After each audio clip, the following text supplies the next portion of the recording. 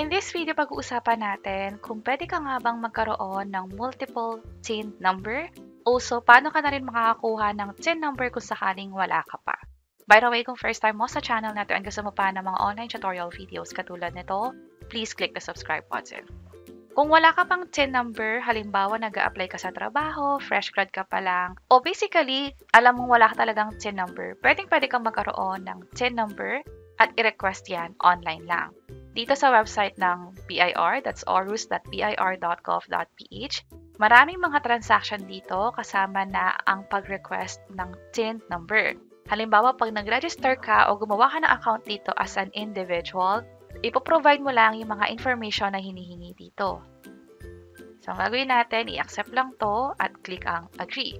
Meron ditong option na register as taxpayer kasi pag nagkaroon ka na ng TIN number, magiging taxpayer ka na rin eventually, lalo kung magkakaroon ka na ng trabaho. Now, dito sa pangalawang option, pwede kang gumawa ng ORUS account kahit wala ka pang TIN number. Pero tandaan, and according din sa reminder na to, na dapat isa lang ang TIN number per taxpayer. I-make sure na wala ka pang existing TIN number bago ka mag-apply nito.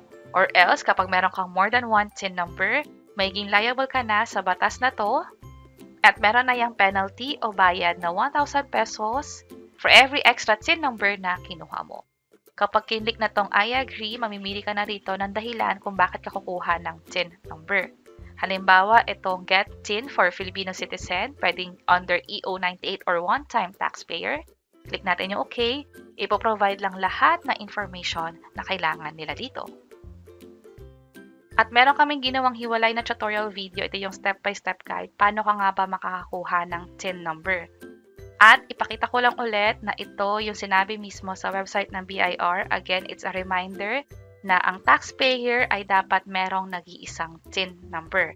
Maliban na lamang kung nag-apply ka ng corporation. But again, that's a different case. But for individual, for normal taxpayer, isang TIN lang dapat ang meron tayo. At kung may tanong kayo na paano ko malalaman kung meron na ba akong TIN number in the past, pwede nyo nang i-check itong mga video sa baba kung paano nga ba malalaman. Andito yung mga step-by-step guide tungkol dyan.